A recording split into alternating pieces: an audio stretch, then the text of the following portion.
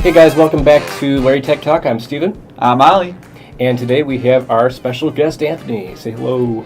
Hey guys. If you guys haven't figured it out yet, we are going to be talking about the film It.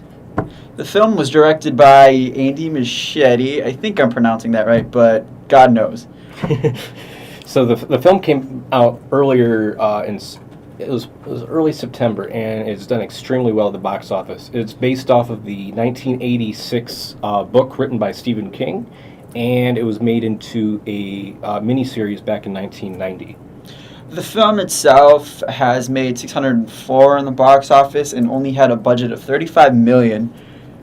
So that's pretty insane.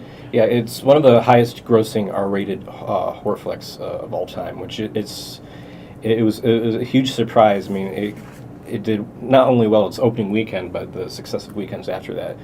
So I saw the film, and I was amazed by it. What was your reaction? Well, before we get into my reaction, I just want to bring out the point that if you look at the trailer for the new film and a couple of the scenes from the miniseries, they almost line up completely. So you saw the film, right? Right, Anthony? Yeah, that's why I'm here. Yeah, of course. What did you think of the film as a whole? I wasn't scared. There were some kind of freaky parts, some kind of creepy parts. Overall, I really enjoyed it.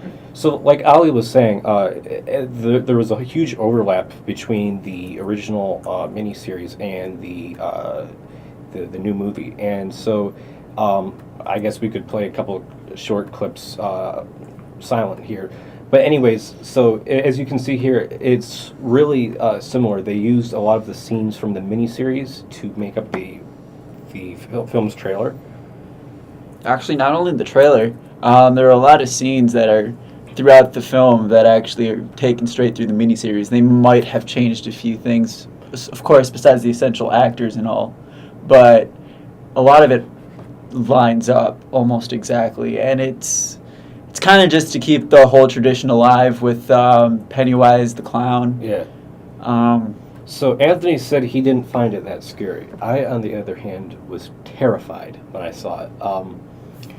I just have to say that I was holding my popcorn harder than I've ever held any popcorn before. Like the individual pieces? Not the individual pieces, Rushing in your the whole hand. bag itself. Because I was afraid there was going to be a jump scare, and all of a sudden...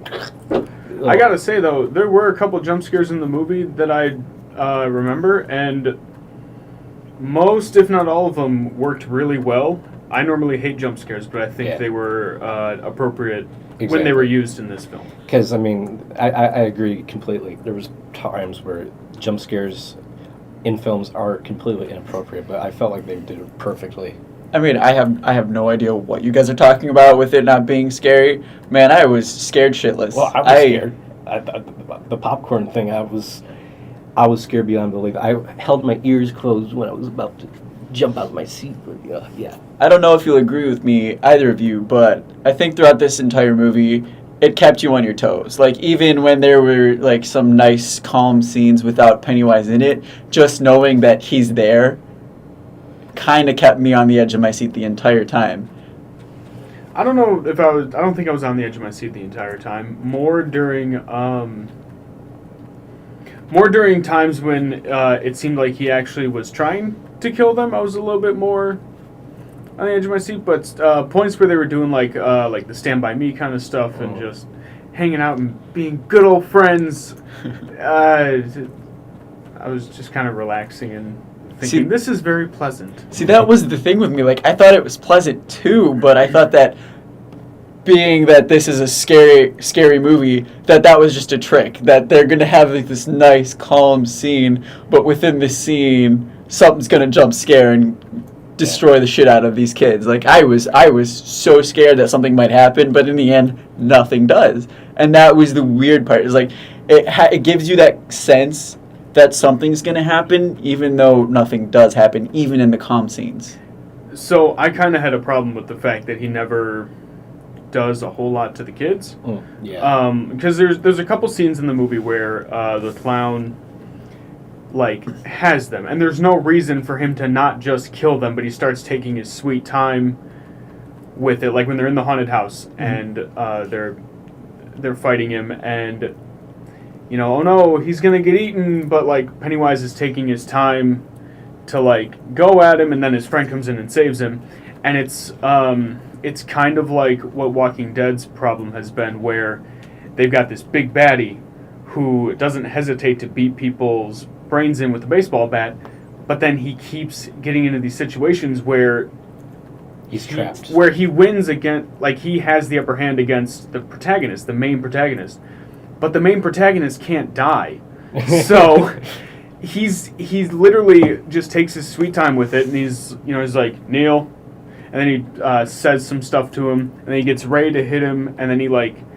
gets ready to hit him a little more, and then he gets ready a little more, and then somebody comes in and saves his life. And so there's, inside those moments of tension, there's a lack of tension for me, because I know that these kids like grow up, I know that they're not going to die, so some of it isn't as scary for me. Let me ask you, have you read the book by chance? I have not read the book, and I have not seen the miniseries. This is my first time watching or experiencing it. For the people that haven't seen the book or read the book, you don't see books. If it's a comic, you can. If it's a comic, you can. Anyways, for those who haven't read the book, seen the miniseries or the movie, it basically documents a little town in Maine that has a lot of disappearances. It's called the town's called Derry, and what's weird about it, as I understand it, me being someone who's watched both the miniseries, the movie, and read the book, they have a larger disappearance in adults than the normal average in the United States, and then the kids is a lot like exponentially worse as well. And it seems that the reason that it is the Pennywise, but Pennywise is actually not a clown. He's an alien who disguises himself as your worst fear, which seems to be a killer clown, apparently, in this town. Yeah. And what I was wanting to say earlier with the whole tension thing is the way that the book describes it is the reason that he can't do anything to them at these points is because they're not afraid. The Pennywise feeds off of fear, and when they're not afraid, he can't hurt them. He's afraid of them at that point. So the whole tension is to terrify them so they can finally fear him so he can do it. But like going back to my example of it, when they're in the haunted house and he's about to eat them, like the kid's scared, like because the house is, he's playing tricks on all of them, and then he's gonna eat one of them. Like, I didn't have a problem with him trying to eat the kids. I had a problem with them like savoring the moment, because then it like dissolves the tension for me. It's understandable. There's a movie called Kiss Kiss Bang Bang, and in that, like, I'm trying to explain it the right way. Robert Downey Jr. at one point just loses a finger because one of the other characters just slams the door in his face. But his hand is there, and so she nicks off his finger, and then he gets it sewn back on, and then he loses it again, and then like other characters die. You see the same thing in The Nice Guys, which is by the same guy, Shane Black. But in those, it's like these characters are vulnerable and able to die, and in it, I just didn't. Yeah. I never got the feeling that like they were actually going to die. Yeah, for me, I wasn't quite sure. There was one part of the film. I hate to be too spoilerish, if that's even a word, but I feel like we've crossed that barrier now. But there was one. Do you want to just state that we're doing spoilers? Yeah, so let's say there's doing spoilers. There was one part in the middle of the film that I thought that the girl, the Beverly, I thought she was done for. But besides that, I agree with you. It felt like they, no matter what was going to happen, you knew that they were going to come out on the bright side. But I feel like the director and Stephen King did a really good job of amplifying the whole emotional thing, because it dealt with overcoming your fear, and I felt that in the film. I personally felt, myself getting angry at Pennywise, and that part's fine. Like I like the whole like facing your fears kind of thing, and growing up, and the bonds of friendship, and it's just it wasn't scary. Yeah, but do you guys? I mean, I don't think it's just me, but you guys also, I'm sure, have noticed that it's not, just about the fear thing and getting over that. I think there were a lot of messages within this. Like the whole thing, I mean, this disgusted me like utterly. The scene with or all scenes where it was Bev and her father. Did you guys get that whole molest type of course shenanigans going? Shenanigans? I'd say it was more than that. No, but yeah, I felt that that anger towards Bev's father, and that stuff is done really well. Mm-hmm. Yeah, they definitely touched that really well. Especially, I mean, that scene with since we already broke the spoiler barrier, you guys know the scene with the blood in the sink, right, where it exploded? Yeah. Yeah, where it turns into a Carrie reference. Yeah. I think it's that scene, or it might be the other scene where she's in the bathroom and her father shows up.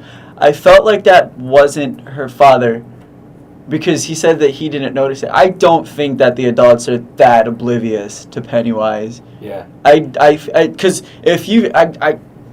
throughout this entire film, not a single adult picks up the fact that Pennywise is tormenting these children or anything. How is it that a group of kids figured it out? How come it's the adults trying to push them off of this route? I feel like Pennywise has something to do with this. I attributed that just to Pennywise's powers, where like he can make himself visible to the kids but not visible to the adults, and that I think helps with instilling fear in them because they don't have the authority figures to help them because the authority figures don't know what's going on. See, that makes sense. You feel more alone and you feel small. It's kind of that situation where vulnerable. the authority figures, your traditional authority figures, don't hold as much knowledge necessarily as the kids in the I think that there's certain genres. There's certain like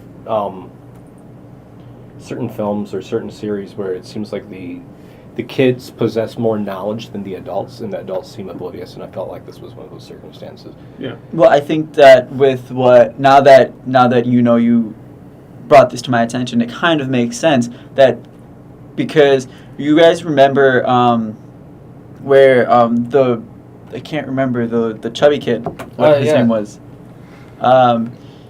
He had the fat kid. Whatever you say. that kid, you know what I mean. That one kid, the smarty. Yes. Where he was looking through books and he saw pictures and pictures of the past, and you can kind of see a resemblance of one of the villagers in Pennywise. Yeah. I have a feeling that since all these disappearances started and since Pennywise showed up within Derry, he's altered the minds of its residents to make him completely oblivious. So that's why the kids might have more knowledge because they know of Pennywise's existence because he shows himself to them through the red balloon. That makes sense.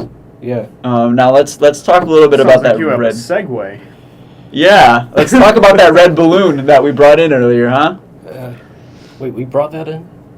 I don't know what you're talking about. Yeah, what are you talking about, Ali? I'm like a full-grown adult. I brought in a balloon. What balloon? I swear. Okay.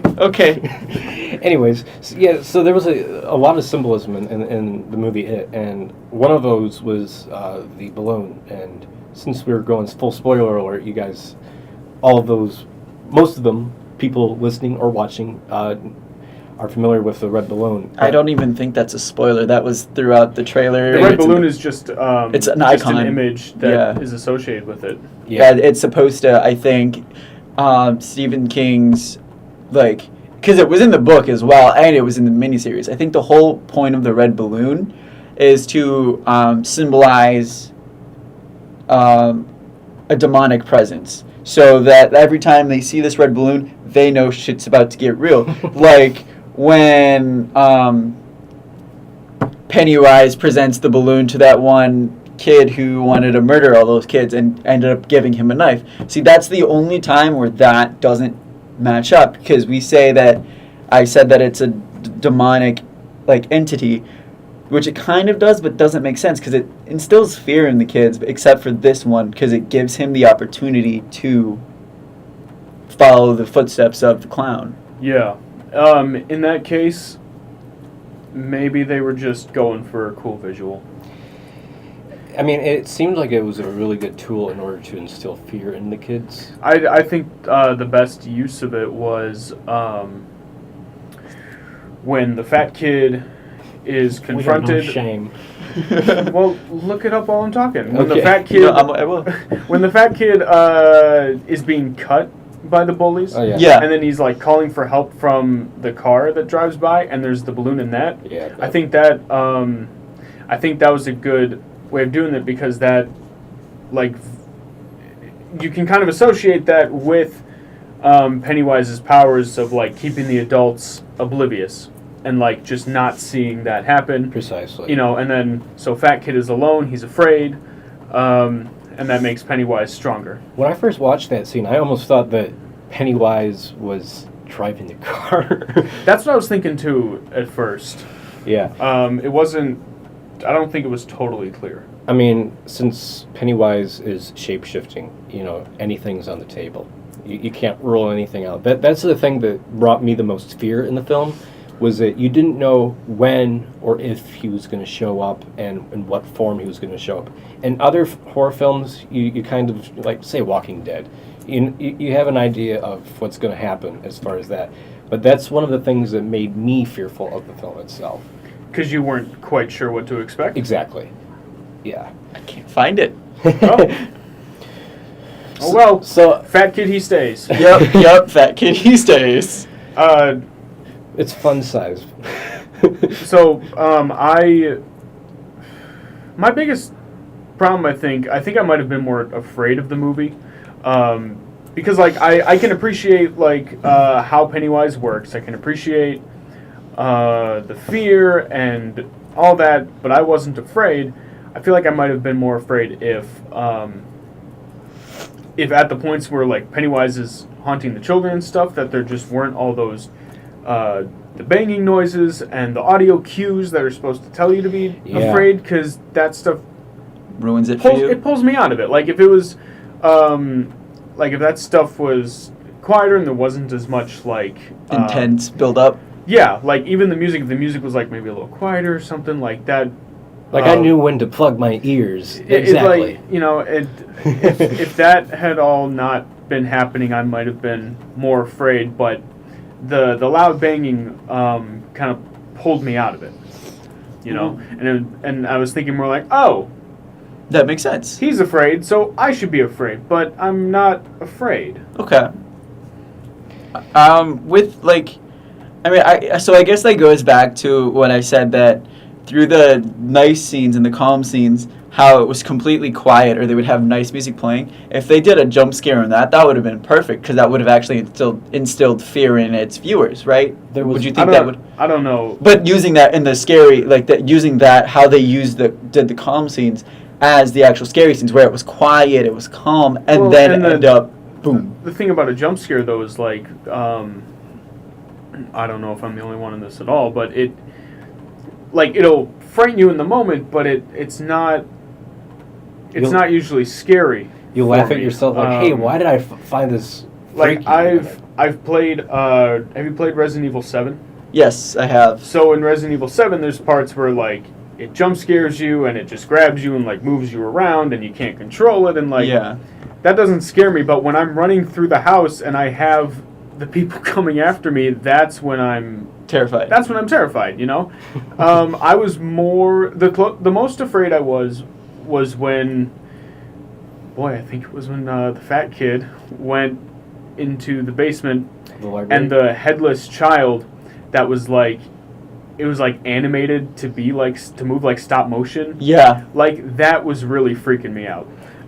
because of the way it moved and everything. Stop motion is always kind of freaky. It's always kind of made me uneasy. Tim Burton's work with stop motion kind of gave that whole the whole world of stop motion that freaky aspect, I think. Sure, that and down so in the that library? that was when he's in the basement, and I actually found that scene almost a tad bit funny. really, I was like, crying. this is so over the top. it's just that kind of thing though got to me, as opposed to other things where because the jump scares I thought worked, but they didn't frighten me or anything. Mhm. Like when Pennywise jump scares and grabs Bev, I thought that was just good. Mm-hmm. I think the best thing that Pennywise did, or the best thing to happen, not in the sense of scaring or anything, but to intensify the story, was when the way that the way that the director for this film did this scene where after Pennywise gets a hold of Bev, he actually finally does something Mm-hmm. to intensify the story. He puts her in the middle of the air, and she's kind of in this limbo state, floating there. Because I definitely thought she was dead. She doesn't die in the book. She didn't die in the miniseries. But for this film, I thought she died. The way they did that, it actually made me feel like she died. They cut her off. That's what it felt like for me. So if you have that background, that was surprising to us. If you don't have that background, I mean, I guess you could have your own opinions on that. But So you were talking about music cues, right? Yeah. There was one part in the film that I remember very distinctly, where it started off all happy and cheery. The music was all happy and cheery, and I was like, okay, I'm safe. I don't have to pluck my ears anymore. I'm perfectly fine. Eat some popcorn, all that sort of stuff. All of a sudden, the strings just started.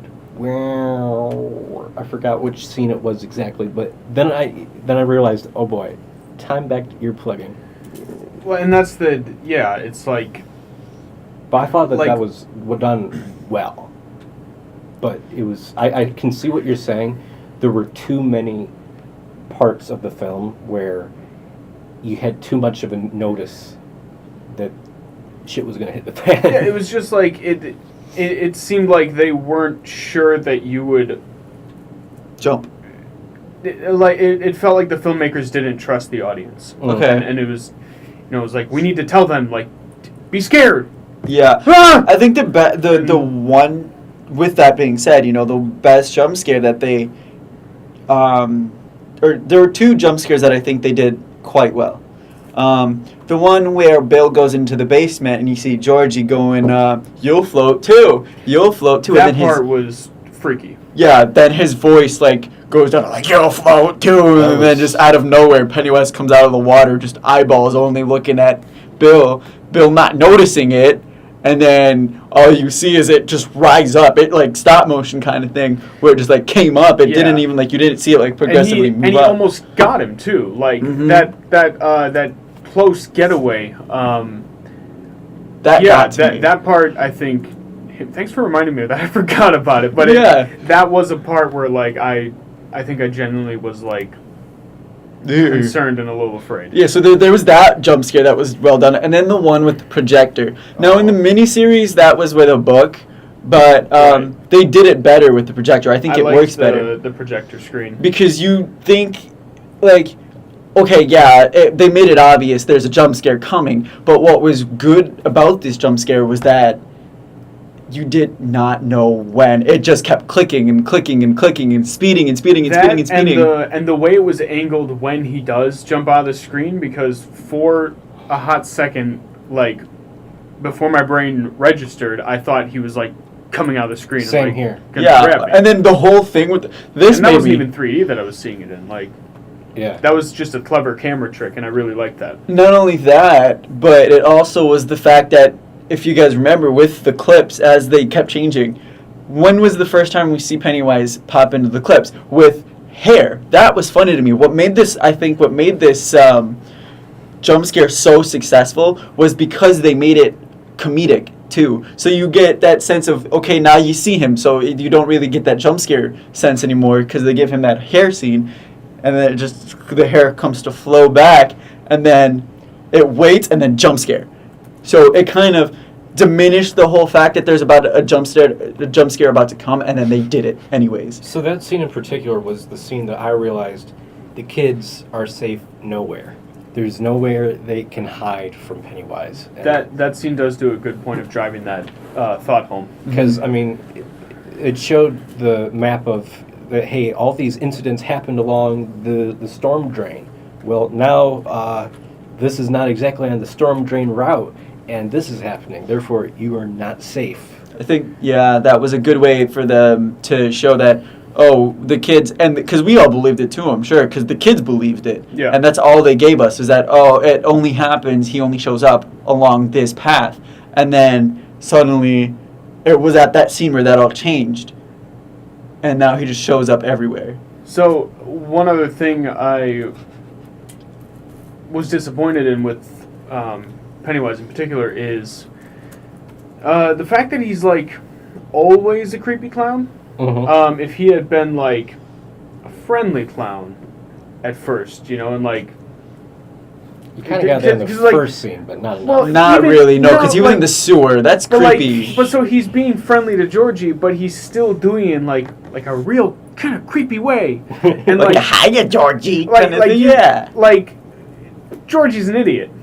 Truly. That's all you can say, because no kid would, like, just be like, oh yeah, okay, I'll hang out with you. Like, if he was a super friendly clown that didn't have like a creepy face on him and stuff, and was just very warm and welcoming, and then got him almost like a spider. That would have been. I would have appreciated that more, as opposed to just popping up as the clown and trying to scare the kids, because even if the kids weren't going to get lured in by the friendly clown, I think it would do better when he actually does try to scare them. I mean, it looked like to me that the balloon was the lure, the trap. Because in all the scenes where that Pennywise introduces himself to all the kids, there was the red balloon, and the Easter egg. Then their attention. Yeah. It was the balloon passes them. Their attention goes onto the balloon. They follow the balloon to see where it goes. Pennywise. So the balloon lures them into an isolated location where he shows himself. So I think that the only one that it didn't do that with was Georgie. I didn't see a red balloon until when he was in the sewer, and then he offered him a balloon. He didn't lure him in that way. That was just, how did he get Georgie there? He lured Georgie there somehow. It wasn't like a coincidence. It was Pennywise planned it all to happen that way. Okay. In some sense, he just didn't use a red balloon. So I can see where you were saying comes into effect only for the first scene, whereas the rest of it, the red balloon did that job for him. It was like that, like you said, with him having powers. I think that the red balloon, his power of the red balloon was that. So I mean, fascinating discussion here. I mean, I didn't really, when I saw the film, I didn't really think of all this sort of stuff, but especially because you were too busy shitting yourself, right? Literally, yes. I'll admit that. But once I got out of the theater, I have to admit it kind of went away pretty fast. But for you, when we were discussing it, you mentioned that you had a couple of experiences where. Well, yeah, but you were shitting yourself. Yeah, I'll go into that.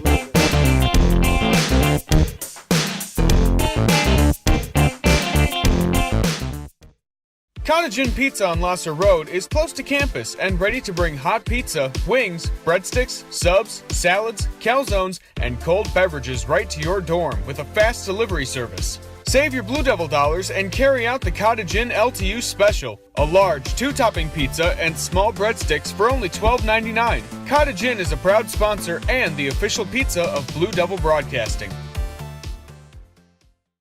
Fifth Avenue in Royal Oak is the premier entertainment destination with great food and drink specials in front of the most TVs in the metro area.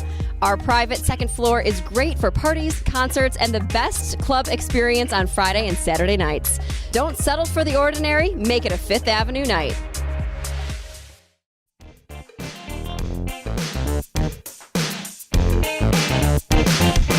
So welcome back. Before we were talking about it and the success of the film, it was revealed at the end credits, if you stayed to the very end of the movie and didn't crap yourself, which fortunately I did, that this was chapter 1 and that there's going to be a second chapter. Chapter 2 is going to be released in September of 2019. Oh, did they announce that? Yeah. Yeah, they already announced it, but here's what we know so far. This is the only stuff we actually know, and it's the fact that the same director, so it's going to be Andy Muschietti again, same scriptwriter. The Losers Club, the original cast, is going to return, but we know that it's actually, they're coming back as flashbacks. So they already said, or he made a statement in an interview, that the kids will show up. The original cast that we came to love are going to come back as memories. So I think it's... love is a strong word. It's a bit of a strong word. I'm sorry. I fell in love with these characters. I did, myself. Okay. But, so we know that this Chapter 2 is going to be with them as adults because they're going to be having flashbacks of the original cast as little kids, which makes sense. It's kind of to connect the past with the future to get the story rolling. And then, the first script is going to be due at beginning of January 2018, and they're going to start filmmaking, start the film process very soon after. And they gave like a specific date for the release, but take it for a grain of salt. It was September something, 2019. So almost 2 years exactly after the first one. now what do you guys want to happen with Chapter 2 in your personal opinions? Like now, so that's what we know. Who do you guys want to like cast the adults of the Losers Club, and what do you want to expect from this film? I don't want Jesse Eisenberg. I don't want Michael Cera. I want to be actually afraid that somebody's going to die. Okay. I think it'd be great if somebody did die. I hope they do. I hope, because, you know, the book doesn't go off into their adulthood, neither does the miniseries. This is a whole new thing. I think the miniseries did, in part 2, it did go into adulthood.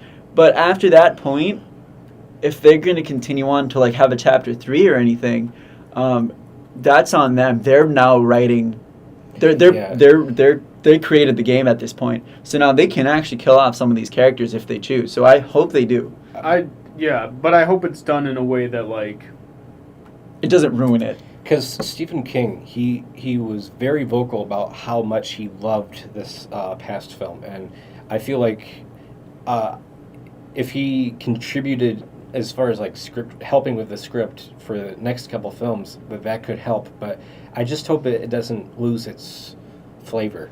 That's my biggest worry of the sequel. I feel like if they make it into a trilogy, then it definitely will, because then you have like a Hobbit thing going on. Yeah. But I think it's appropriate for this source material to break it into 2 pieces, because you can break it into the Childhood and adulthood. Yeah. And you know, it's just a long book. I think, in my honest opinion, going back to that, who I want as the adult cast, one of the first people that pop in my head for Beverly is Amy Adams. I would love to see Amy Adams as Beverly, because she has that kind of, and most of her acting stuff, she's kind of tomboyish. She's kind of got that whole Bev vibe going her, and she kind of looks like the character in Childhood. She's got the red hair, she's got the face, she's got it all in that kind of sense. Like, she fits the role, and I think she could kind of go on with that if they put her in. They're probably not going to, but that's who I would personally love to see as Bev. Okay. She's got chops. Yeah. I have no idea as to who I would want. Yeah, I don't know. Frankly, because a lot of my favorite actors are either dead or very old. So That's fair. Just like my favorite musicians. But anyways, is there any other people that you would want to see? Or anything else you expect? No, I can't nail down who I think would be good for this and who wouldn't. Is there any advice you'd give, maybe any advice you'd give the director on, like, what they should keep doing like they did properly in this first film, that they should bring back into the second film? Anything like that? Because the director's definitely going to watch it. I mean, not in that aspect. Just for just for viewers to know, like, your 2 cents. Stop it with the banging noises. Let things be quiet. Let me be scared on my own. Don't tell me what to do when I'm watching the movie. Okay. I thought you were talking to the door for a second. Yeah, it's your fault, door. Goddamn door. All right. So, with that being said, I think let's go on to experiences after the film. I didn't have any experiences after the film. I'm not one of those paranormal Believers. people. Well, you got to take paranormal TV with a grain of salt. It's all reality based. So on the drive home, as soon as I turned up my tunes. Controversial stuff you're saying here. Yeah, I guess. Whatever. That's a chat we'll have for another day. It's another show. Another day, another show. Anyways, so as soon as I turned on my tunes, like, it was still eerie because I saw it at 10 o'clock at night, and it was kind of foggy. So it was still eerie driving home. But I didn't have any experiences per se. Did you? I'm curious. Like, did you have any red balloons that you followed? Or No. Did you have any? Nothing like that, but I kept having the same thought of, like, this really has kind of like a Stranger Things vibe to it. That's what I thought. Which is, like, amazing. you have to remind yourself that, like, Stranger Things pulls from it and other Stephen King stuff to make it what it is, but then you also have that one actor that's in both of them. True. But that... I kept having those thoughts. I had that thought the second I saw the group of kids and that there was the band of bros, the Losers Club. Yeah. The second that assembled, I was like, all right, this is Stranger Things all over again. Where is it? But then, yeah, it's like, it's Stranger Things all over again. Oh, wait. It's Pennywise. Stranger Things With a is homaging to... It is, yeah. Stuff. And the Demogorgon is basically it, because it does the same thing. It's except that it kind of pulls you into another realm. The Demogorgon pulls you into another realm, whereas Pennywise did other things. But with that being said, now I had a few Jesus Christ moments with this film. Really? Do tell, sir. Do tell. I am curious. Wow. Oh, okay. Well, when I got out of the theater, now. Right outside the theater doors is the restroom, and I obviously went and saw this film with a friend, right? She went and she told me she had to go to the restroom, so I told her, okay, I'll wait right here, meaning the outside of the theater doors, which is right across. The doors were wide open, and the credits are still rolling. I was too scared to sit there and wait through the whole end credits because I had a feeling that something was going to come up in the post credits, which it did. At the end of the film, the whole thing goes to black, and then you hear Pennywise laugh. At that moment, across the hall in the theater, lights were flickering, and then I hear the laugh, and I put it all together, and I screamed, "Holy shit!" and ran. I almost cried. I didn't wait for my friend. I just bounced. I could not do that. That was terrifying to me. That was just one incident. I had another incident where... This goes on for a little while.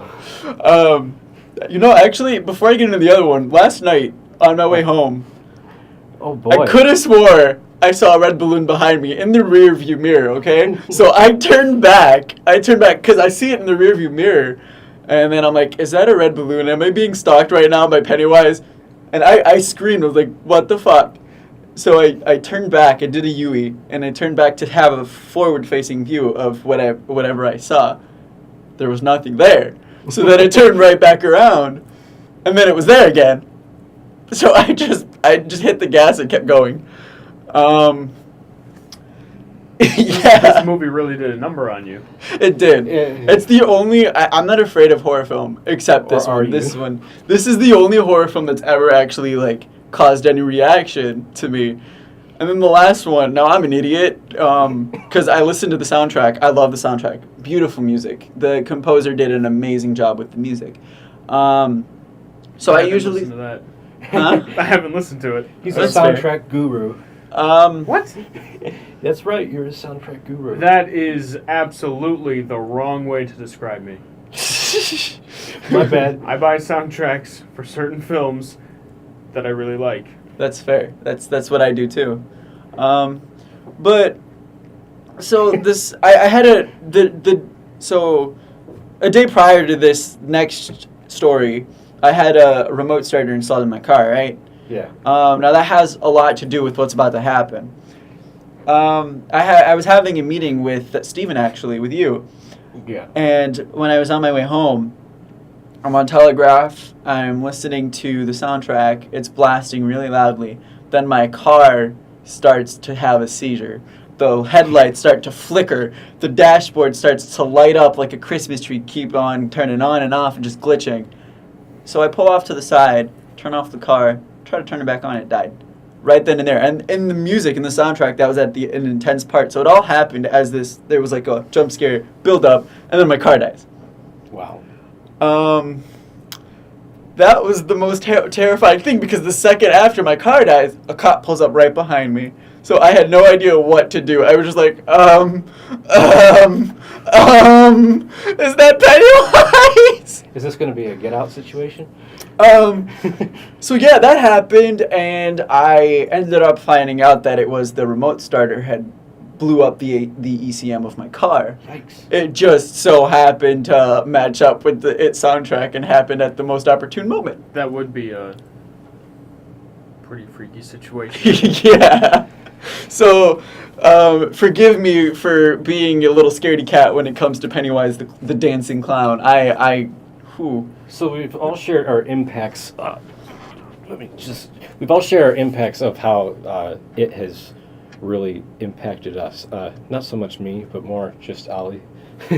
Yeah. Anyways, really. Like we said, that this was a huge impact on society. But the thing I noticed was that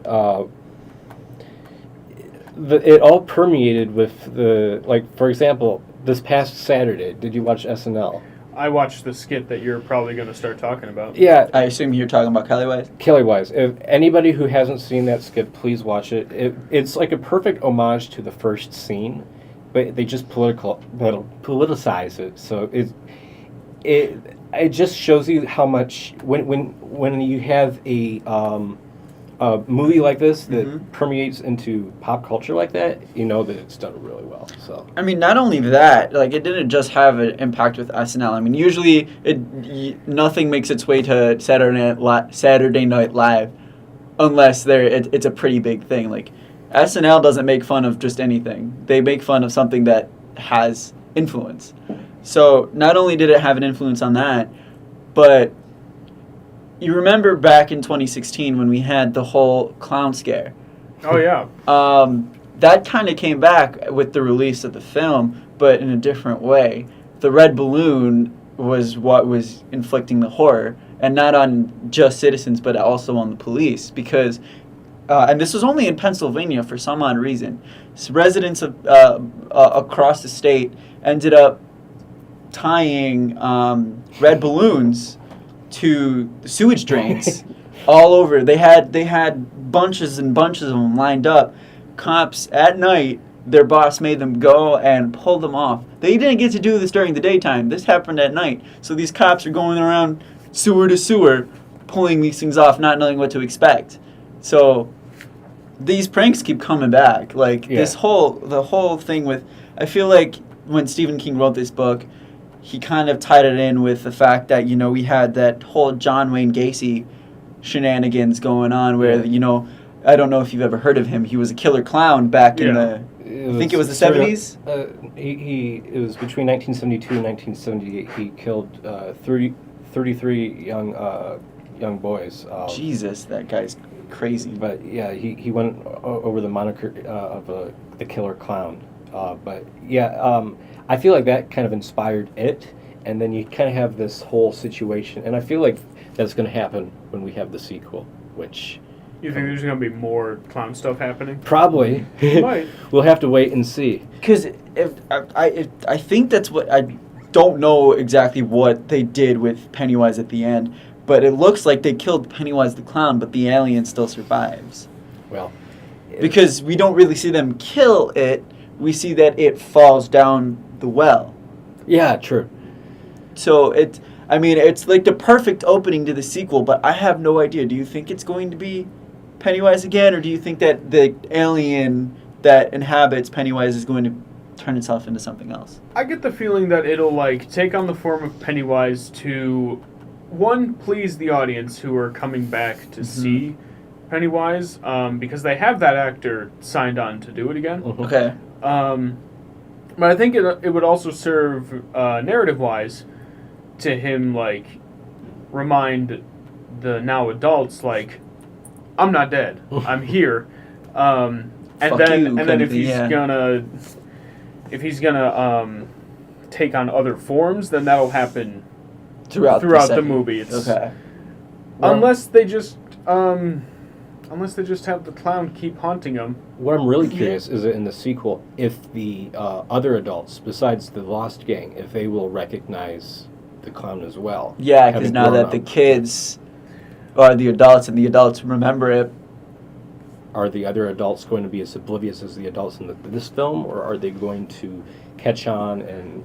Well, so I thought I had heard before that the reason that these kids as adults can see Pennywise is because they've seen him before. They're the only ones who have seen him before and then survived to being adults. That makes sense. So I feel like adults that he hasn't preyed on still probably won't see him. Yeah. Okay. So I don't know, maybe we'll have somebody acting like Winona Ryder in Stranger Things, just like all frazzled and like trying to convince people that the clown is there, but nobody believes him. Yeah. I mean, Stephen King and the director, they've done a lot with this, with like the first film. I mean, they cut out so many scenes to try and build up the story. Like, I don't know if you guys know this, but you know, in the book. Oh, do you have to mention this? Yeah, I do have to mention this because it's kind of. I'm sorry, are you referring to the underage gangbang? Yes.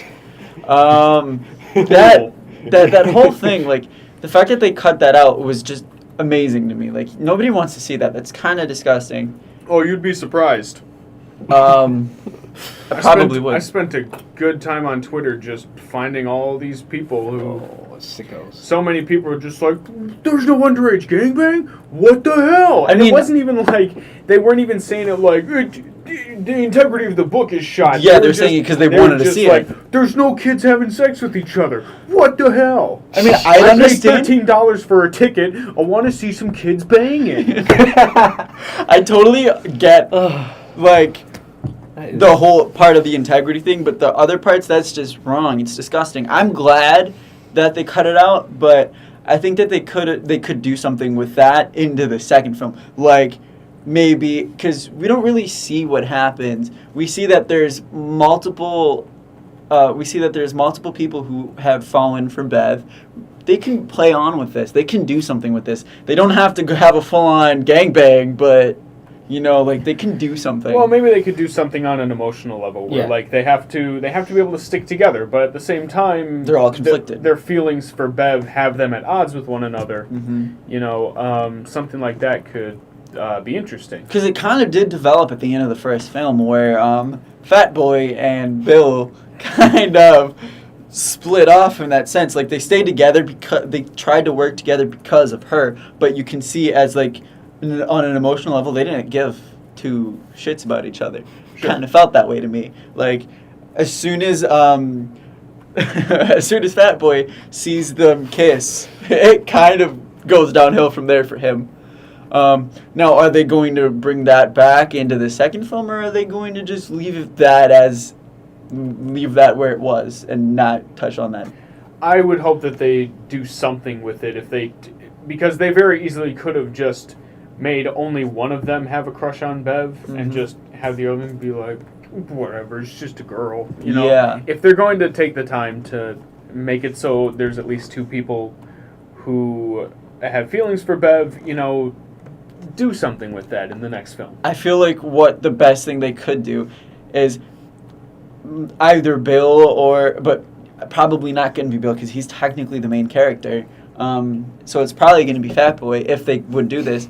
Is turn him on the opposite side so that he ends up on Pennywise's side and kind of help Pennywise go after the kids. Maybe. Or the adults. Pennywise doesn't have, like, the bully or anyone to do it, take control of. Yeah, so he might do it to somebody who ends up splitting off from this group. Could also be Sarcastic Mouth.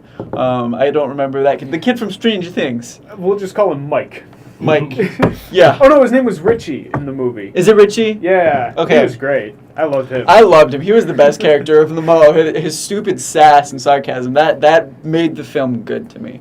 That was the one that was in Stranger Things, right? Yes. He's the one from Stranger Things. So there was, I think there was an interview with him, and he was talking about how Bill Skarsgård, the guy that plays Pennywise, how he in a film, there's one point where Pennywise is literally choking him, and Richie's character is freaking out. Mm-hmm. And at the end of that take, Bill Skarsgård is like, "Is that okay? Am I freaking you out?"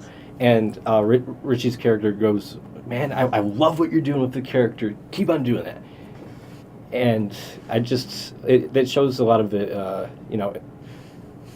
I find that cool. if anybody wasn't understanding what he was trying to say, is the actor who played Pennywise, he, with his character and how he was doing his way of interpreting the character, he was afraid that he was actually scarring these children. So that's why on the first day of set, when he was doing the choking scene with Richie, he asked, of course, the actor, "Hey, is this okay? Are you okay? Did I actually terrify you?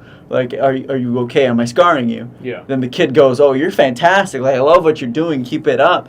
Like, it's things like that. So he was afraid that he was going too far, but these kids kind of told him to keep going. They helped him develop Pennywise as a character as a whole. All right, so it looks like we are just about out of time for our show here, and great discussion, folks. Yes. Loved it. So thanks, Anthony, for being on our show. Thanks for having me. Yeah, it's been Anytime. fantastic, and that was very Tech Talk, and thank you so much, folks. And You said that already, but...